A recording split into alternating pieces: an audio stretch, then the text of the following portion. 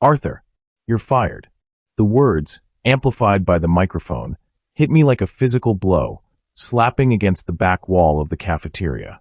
I was on a small, temporary stage under a harsh spotlight. Over 100 people, my colleagues of 25 years, were staring at me. I suddenly felt naked.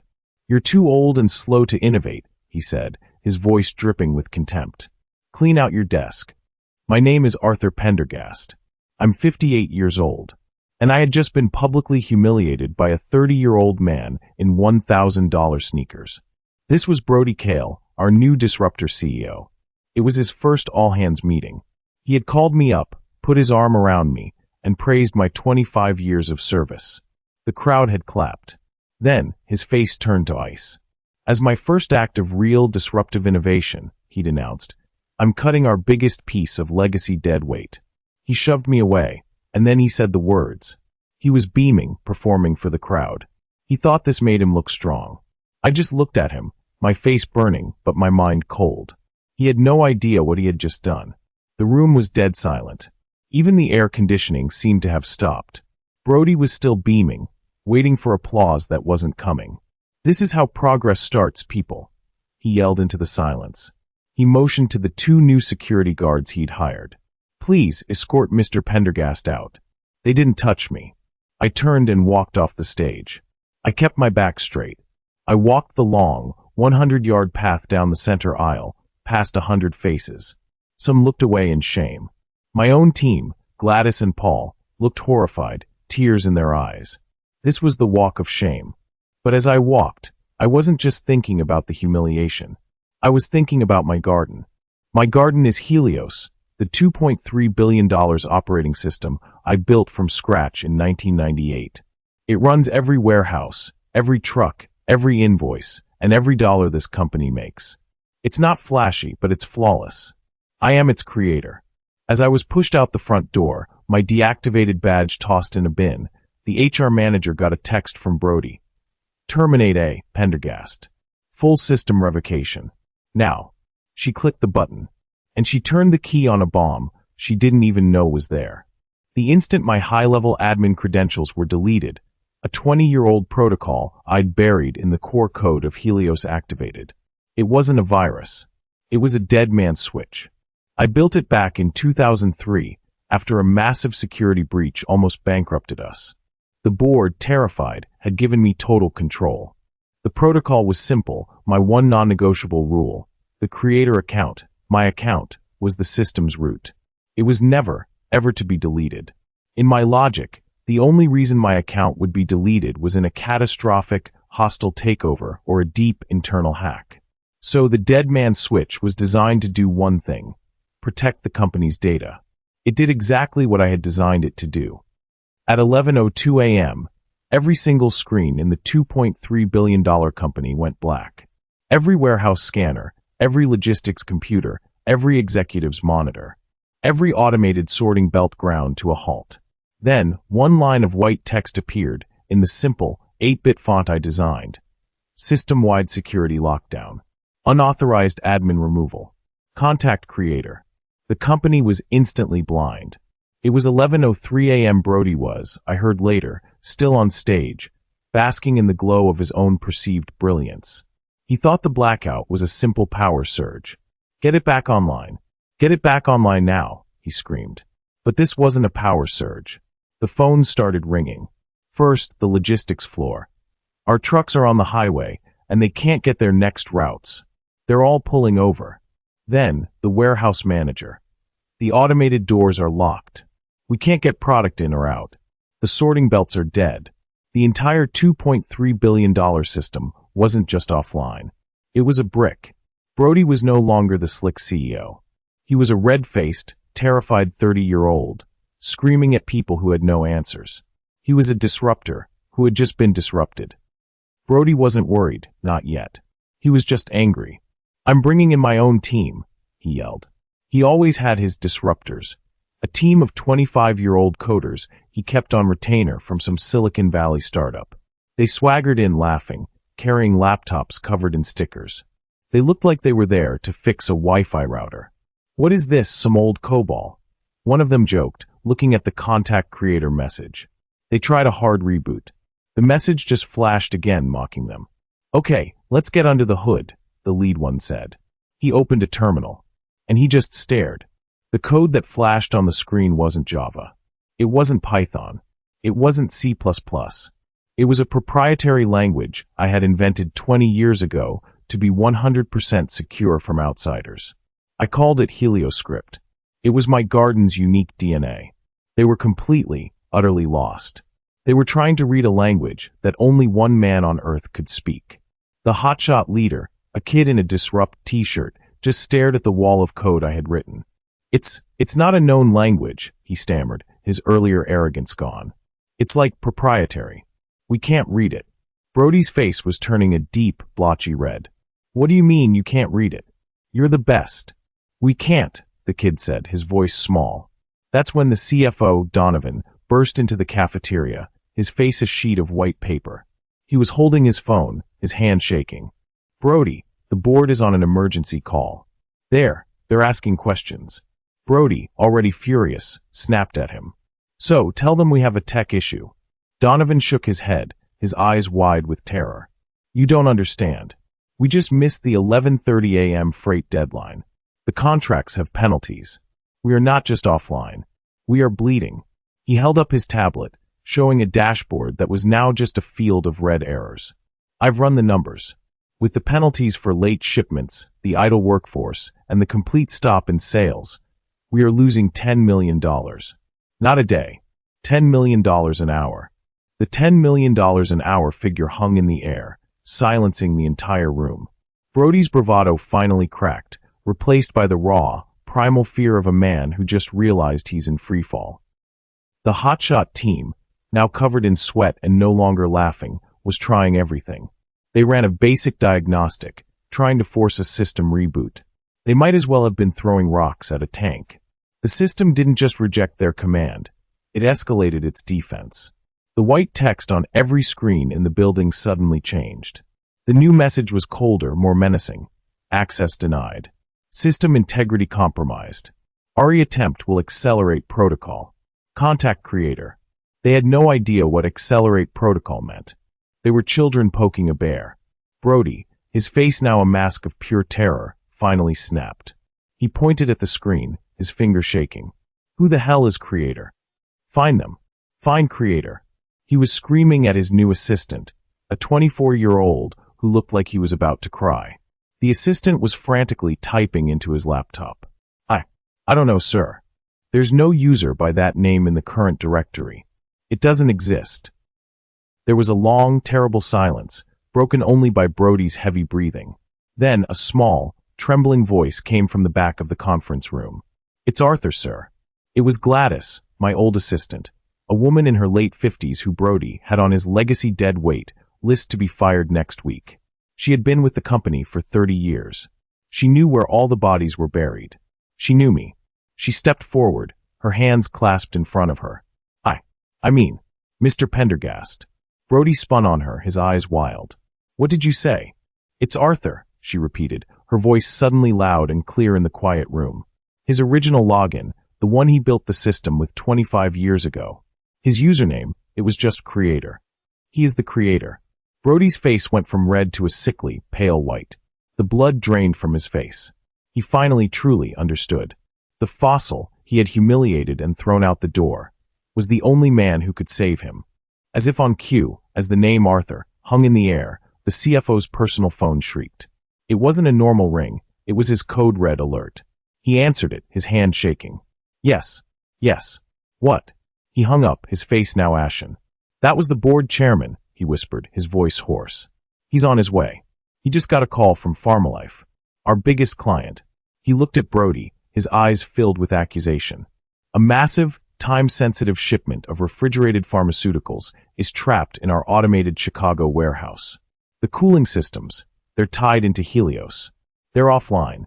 A wave of nausea hit the room. This wasn't just packages. This was medicine.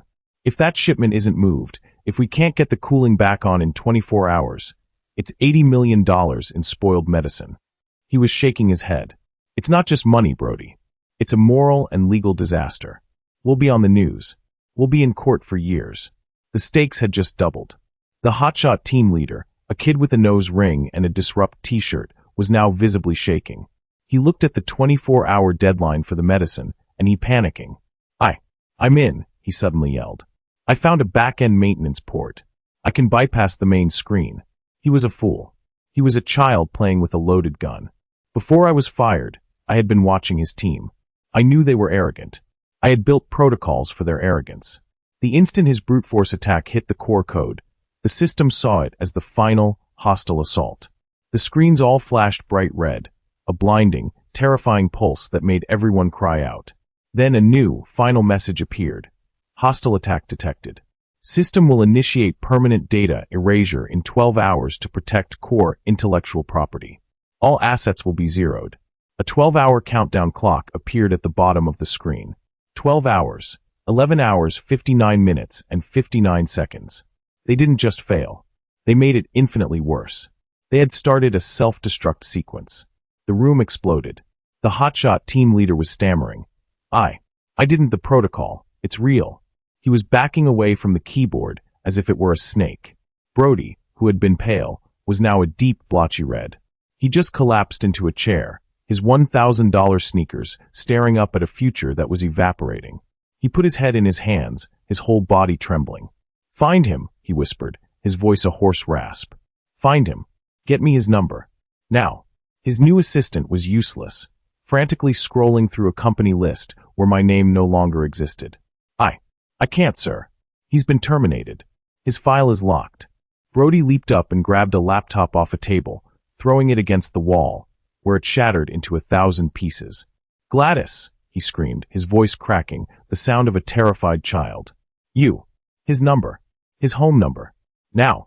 Gladys, who had been watching all of this with a cold, quiet calm, didn't move. She just stood by the coffee machine, her hands clasped. Brody, a man who commanded boardrooms, stumbled over to her, his tie askew. Please, he begged, his voice breaking. Gladys. His number. He was trying to be charming, desperate. She just looked at him. 1 second. 2. The red clock on the main screen was ticking. 11 hours, 50 minutes and 20 seconds. 11 hours, 49 minutes and 19 seconds. Please, he said. Gladys finally spoke, her voice clear and cutting, loud enough for the whole room to hear. He's old and slow, sir, she said, her voice dripping with his own insults from that morning. He probably can't even hear his phone. Brody flinched as if she'd slapped him. The humiliation was total. He was begging. Gladys, please. She let him stew in his panic for another 30 seconds, 30 agonizing ticks of the clock. Then, she slowly wrote a number on a sticky note. But you can try, she said, handing it to him. I was at home. The humiliation from the morning was a dull, distant ache. But out here, in my garden, I was at peace. My garden was my other garden, the one that made sense, the one that responded to care and logic. I had my hands in the cool soil, potting a new geranium. My old, reliable flip phone, a phone my team often joked about, started ringing on the patio table. I didn't even look at it. It was 3:30 p.m. The 12-hour clock would have started around noon, after the hotshots failed hack. So they had about 8.5 hours left. They were probably just now finding my personal number. The phone stopped. It rang again immediately. Persistent. I wiped my hands on my jeans. I saw the office number. I let it ring. 1 ring. 2. 3. 4. 5. I let it go to voicemail. It rang again instantly. Whoever it was, they were desperate. I finally picked it up on the last ring. I didn't say anything. I just listened. Hello. Hello. Arthur. It was a high-pitched, shaky voice. It was Brody. Arthur. Arthur? Are you there? This is Brody. Brody Kale. We have a situation. A situation. I almost smiled. I waited a full 5 seconds before speaking. Hello. I said, my voice calm and pleasant, like I was talking to a neighbor I barely knew. Brody? Is that you? Sorry, you'll have to speak up. I'm a bit old, you know. My hearing's not what it was. I heard a sharp, frustrated intake of breath on the other end. This isn't funny, Arthur. The system is down. Your system. System. I asked, feigning confusion. Oh, you mean Helios. That old, clunky, ancient thing. I put the phone on speaker, set it on the patio table, and went back to my geranium. What seems to be the problem, son? You sound stressed. I'm just here in my garden. Beautiful day. I was thinking of retiring, and you really gave me the push I needed this morning. I'm legacy dead weight, remember? Okay, I was wrong. You were right. Is that what you want to hear? Brody screamed. He sounded like a cornered animal, and in a way, he was. I want to hear what the problem is, Brody, I said, tamping down the fresh soil. Use your words. Tell me what's wrong. I made him say it. I made him choke on his own ego and list every single disastrous detail. He told me about the total lockdown, how not even his hotshots could get in. He told me about the $10 million an hour loss. My eyebrows shot up at that. I'd only calculated $8 million, so my work was even more effective than I'd planned. He told me about the $80 million in spoiled pharmaceuticals in the Chicago warehouse. It's a disaster, Arthur. A total disaster. Then his voice dropped to a terrified whisper. And Arthur, your system, it's going to delete everything. It says 12 hours. It's counting down. 8 hours left. Please, he begged, his voice cracking. You have to help us. What do you want? Money. A bonus? We'll pay you. Just name your price. Money. I said. I actually laughed. It was a dry, rusty sound, but it felt good. Brody, you think this is about money? I'm 58. I'm legacy dead weight. I was just fired. I looked at my freshly potted geranium, a beautiful, simple plant. I'm sitting in my garden. I was thinking of retiring, and you really gave me the push I needed this morning. This is a very nice day. I picked up my garden shears, found a dead rose on a nearby bush, and with a loud, clear snip that the phone's microphone would have picked up perfectly, I cut it off. The silence on the other end was a beautiful, burning, wonderful thing. He had offered me money, the only thing he understood, and I had offered him gardening. He was a 30-year-old disruptor with a $2.3 billion disaster, and I was an old man with a pair of pruning shears. I held all the power. And oh, he screamed. It wasn't a word. It was a sound of pure primal panic, like a child who had just dropped his ice cream. Don't hang up. Don't. Anything. I'll do anything. What do you want? Just name it. Just tell me what you want. There it was. The moment of total, unconditional surrender. The begging. I let him twist for a moment, let him hear nothing but my breathing and the birds in my yard. What do I want, Brody? I sighed a long, put-upon sound. Well, I don't know. I'm pretty old and slow. I'm not sure I can innovate fast enough for you. I'm legacy dead weight, remember? That's what you said, in front of over 100 people. I'm not sure I have the synergy or agility to help. You should probably call your hotshot team. They seem to know what they're doing. He was actually sobbing now, a choked, wet sound. They're the ones who started the clock, you idiot. They're useless. Please. The time for games was over. I had made him beg. I had made him admit his innovators were fools. I had made him acknowledge his own humiliation. Now it was time to win. I stopped gardening. I picked up the phone, turned off the speaker, and pressed it to my ear, my voice suddenly cold, clear, and all the old man gone. The change in my tone made him stop sobbing instantly. My terms, I said. They are non-negotiable, and I'm not giving them to you. What? He stammered, confused. But, I'm the CEO. No, Brody. You're just a kid in a suit who broke a toy, I said, my voice like ice. You don't have the authority to agree to my terms. You're a temporary problem. I will only deal with the permanent solution. You have 30 seconds to put me on speaker with the chairman of the board. Now, I heard fumbling. A muffled shout. He wants the board. Get Corbett on the line. Get him now. I heard a series of beeps as he fumbled with the conference call function. I heard the muffled, furious voice of Donovan, the CFO, in the background. Just do it. Do whatever he says. 30 agonizing seconds of silence passed. I was about to hang up. Then, a new voice, older, deeper, and full of authority, came on the line. A voice I respected. Arthur? This is Corbett, the chairman of the board. His voice was strained. Brody is here.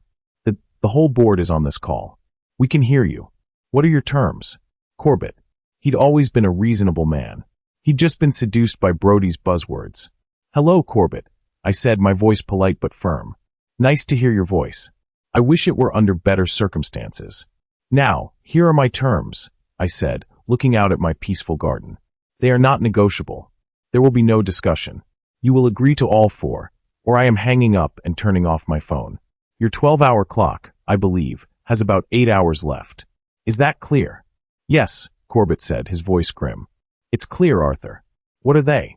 1. A full, public, written apology from the company, to be posted on our homepage, admitting I was fired in error and that Helios is a vital, irreplaceable asset.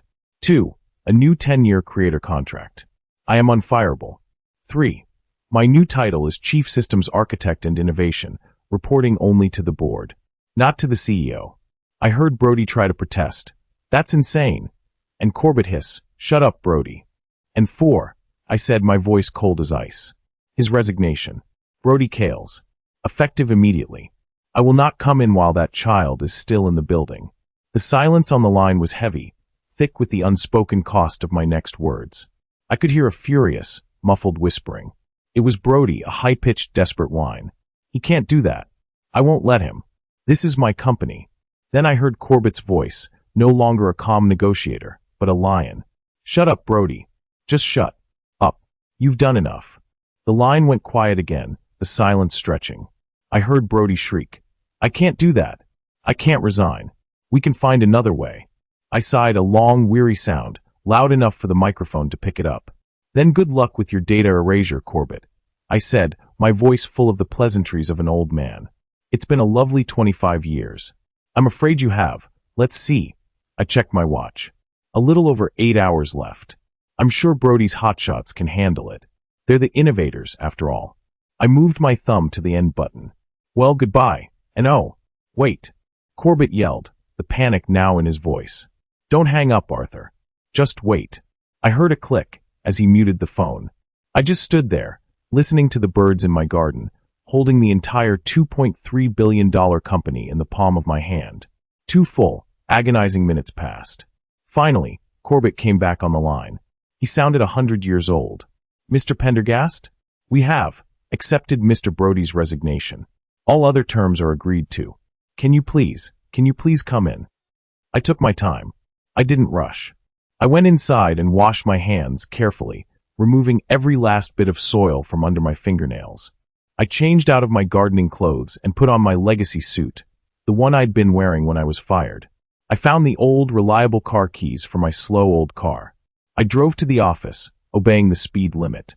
The 45-minute drive took me 45 minutes. When I walked into the lobby, it was 5:02 p.m. It was a scene from a disaster movie. People were running, yelling on phones.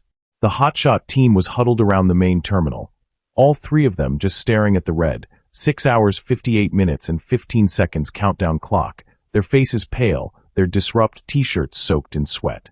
They had done nothing. They were useless. And in the corner, by the elevators, white as a sheet, was Brody. He was holding a small cardboard box. In it, I could see his disrupt poster, snapped in half. He was being escorted by the same security guards who had escorted me out just 6 hours earlier. He looked at me.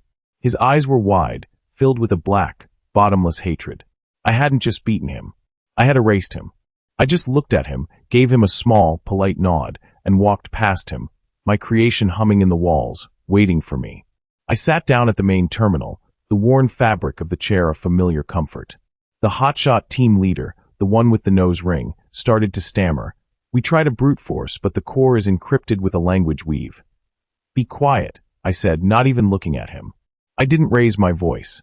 It wasn't a command, it was a simple statement. But he went silent, as if I'd slapped him. The entire room, 50 people, was staring at me, their breathing shallow. The 6 hours 57 minutes and 30 seconds clock was ticking, the red numbers the only sound. They were all watching, expecting me to type for hours, to fight my own system, to be in a frantic, sweaty battle. I just sat there for a moment. I closed my eyes. I took a deep, cleansing breath. Then my fingers, old and slow, moved to the keyboard. They were so wrong. This wasn't a battle. This was a conversation. This wasn't a brute force attack. This was a father telling his child the danger was over. I didn't need to fight the lock. I was the key. I typed in a single line of code. My creator password. Helios V1 creator. Override 91.auth. I hit enter. The effect was instantaneous. Every screen in the building, from the boardroom to the loading dock, flashed bright red, once, as if in a final, dying warning. Then they all went black. For 3 full seconds, the entire company was plunged into a terrifying digital silence. I heard Gladys gasp behind me. Then, all at once, they flickered back to life. The contact creator message was gone. The permanent data erasure clock had vanished. The normal, clunky, ancient Helios interface returned, its familiar green and black text blinking calmly, as if it had just woken from a nap. In the distance, from the warehouse floor, we heard the massive, hydraulic thump hiss of the main sorting belts re-engaging. The lights in the server room, visible through the glass wall, all switched from pulsing red to a solid, healthy green. The system was back. The entire fix took 10 seconds. I turned in my chair, my joints cracking, to the 3 stunned, silent hotshot kids. "You're all fired," I said calmly. "Your resumes are impressive, but you're too fast and innovative for this legacy system. Please have security escort them out." I then looked at my real team. "Gladys, Paul, get in here. We've got a 12-hour backlog and an $80 million shipment to save. Let's get to work." The next day, I was in my new office. It was the corner office, Brody's old office. I'd already had the beanbag chairs and glass tables thrown out and replaced with my comfortable old oak desk. The board was in an emergency meeting, forever grateful. The public apology was on the company homepage, just as I'd demanded. The medical shipment had gone out by 3 a.m. The company was saved. Brody was a national laughingstock, a cautionary tale on the financial news, the disruptor, who got disrupted. My 10-year creator contract was sitting on my desk, already signed by Corbett, my new title on the door. I am 58. I am old and slow. And I am the highest paid, most secure employee in this entire company, reporting only to the board. I looked at my old, clunky, beautiful $2.3 billion system, humming on my new monitor. My garden was safe. I opened the core code, the place where only I could go. I found the dead man's switch protocol. I smiled. I added a new permanent, undeletable line of code, right at the top. It wasn't for the system. It was for the next person who thought they were smarter than me. It just read, "This system is protected by its creator. Do not disrupt."